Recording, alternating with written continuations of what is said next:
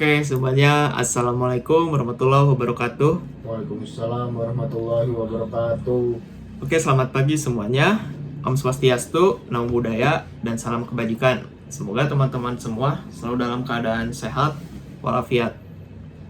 Sebelumnya perkenalkan, nama saya Ralfi Krana Bobi Surya Pratama dari kelas PKN 032 dengan NPM 230210210010033. Di sini saya bertujuan untuk merespon dua isu yang diberikan oleh Pak Mei. Di sini ada isu yang pertama. Isu yang pertama ialah mengenai sebagai warga negara yang baik, maka harus tunduk, patuh, dan setia terhadap setiap keputusan pemerintah. Oke, ini menurut opini saya pribadi terlebih dahulu. Yang dimana peraturan itu ialah untuk mengatur, untuk agar bisa berbenah. Maka dari itu peraturan yang diberikan oleh siapapun dan apapun itu peraturannya harus kita patuhi, tunduk, dan dilakukan gitu agar bisa mencapai suatu tujuan bersama. Dan dilansir oleh ahli Jean Jacques Rousseau, pemerintah itu harus ada eksistensinya. Pemerintah memerlukan jati diri khusus, suatu wawasan para anggotanya, suatu kekuatan dari dirinya sendiri untuk dapat mempertahankan kelestariannya, yang dimana kelestariannya itu ialah mempertahankan suatu bangsa. Nah, di sini perlu kita ketahui juga bahwa Indonesia menganut sistem demokrasi dan Indonesia itu ialah negara demokrasi. Dan dimana negara demokrasi ini dipimpin oleh satu pemerintahan, yaitu khususnya di Indonesia dipimpin oleh presiden. Demokrasi tersendiri berasal dari kata demos yang berarti rakyat dan kratos yang berarti pemerintahan, sehingga dapat diartikan bahwa demokrasi itu sebagai pemerintahan rakyat atau yang lebih dikenal sebagai pemerintahan dari rakyat, oleh rakyat, dan untuk rakyat. Nah, konsep demokrasi tersendiri juga ini ditekankan untuk bisa mengatur suatu negara dengan sistem yang khusus gitu. Sistem khususnya di Indonesia itu demokrasi. Nah, di sini ada urgensi pemerintahan yang bersih.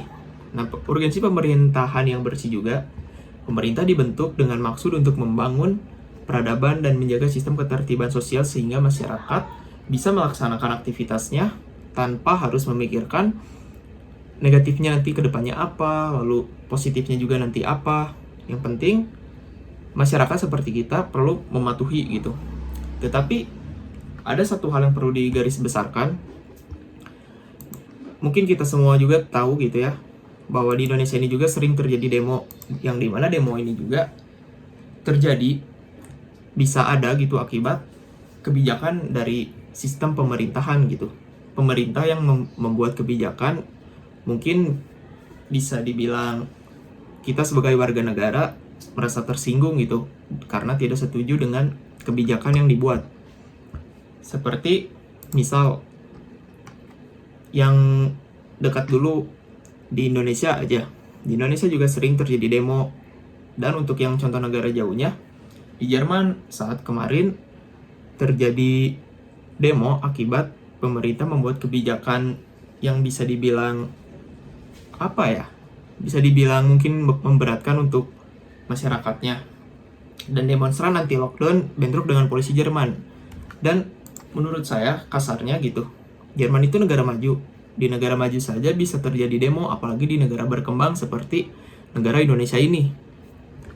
Lalu di sini saya mempunyai sebuah kesimpulan, yaitu negara demokrasi adalah negara hukum, patuh terhadap hukum, dan adanya penegakan hukum dengan tujuan berkeadilan, mewujudkan clean government atau pemerintahan yang bersih, berorientasi kepada prinsip-prinsip demokrasi itu dianggap sebagai landasan dalam menjalankan pemerintahan yang bersih.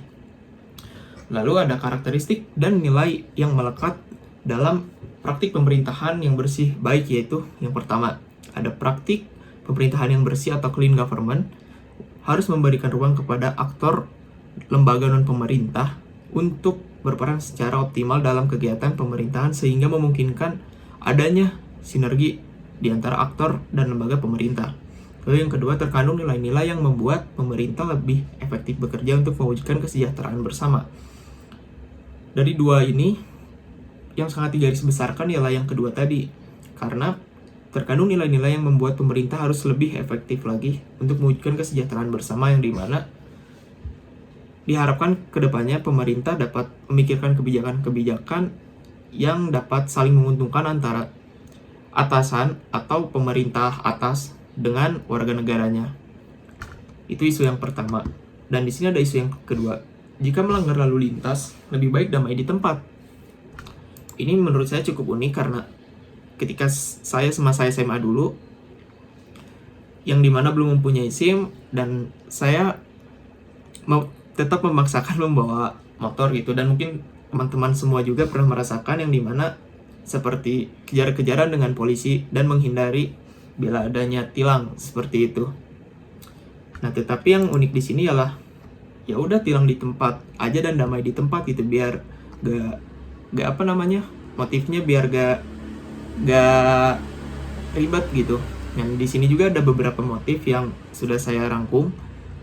Di sini yang paling terlihat gitu ya, karena tilang damai ini juga menghindari birokrasi persidangan, karena persidangan ketika kita terkena tilang itu bisa dibilang ribet gitu. Jadi ya udah bayar aja biar simple gitu. Jadi beres di tempat, gak usah sidang. Lalu yang kedua, ada menghindari sanksi keluarga. Dan misalkan kita terkena tilang, otomatis kita belum mempunyai SIM, menelpon keluarga, yang dimana nanti akan melibatkan keluarga juga. Ketika nanti kasusnya udah beres, kita yang terkena tilang, maka akan bisa dibilang dimarahi lah gitu ya. Dan itu mungkin yang lebih ditakutkan, bukan ditakutkan apa ya, yang dihindari juga oleh orang yang terkena tilang bila tidak tilang damai. Lalu di sini juga ada motifnya. Tilang damai itu karena antara polisi dengan kita yang ditilang itu mempunyai hubungan kekerabatan gitu, seperti teman, terus teman saudara gitu. Jadi ya udah, karena punya hubungan, ya udah tilang damai di tempat aja tanpa bayar atau apa gitu. Dan itu banyak sekali kasus-kasusnya yang seperti itu. Dan di sini juga saya mempunyai kesimpulan di sini ialah ada beberapa because motif dan in order to motif dari pelanggar lalu lintas yang melakukan tilang ujung damai. Pertama, because motif dari pelanggar lalu lintas melakukan tilang berujung damai karena sosiali teman sebaya, kegagalan dalam sosialisasi ke keluarga, dan berpengalaman melakukan tilang berujung damai. Yang ini berhubungan dengan karena tidak ingin ribet gitu kalau sidang. Yang kedua, ada in order to motif. Nah, dari pelanggar lalu lintas yang melakukan tilang berujung damai ini karena menghindari birokrasi persidangan, nah yang tadi saya sebut. Lalu menghindari sanksi keluarga, nah yang tadi telah saya jelaskan juga. Selain menghindari sanksi keluarga, dan ada faktor ekonomi. Dan faktor ekonomi ini sangat sensitif ya bila disinggung. Dan mungkin sekian dari saya. Telah merespon 2 isu yang diberikan oleh Pak Mei. Semoga puas dengan jawaban dari opini saya dan dilansir dari beberapa sumber yang telah saya pilih. Sekian, terima kasih semuanya. Wassalamualaikum warahmatullahi wabarakatuh.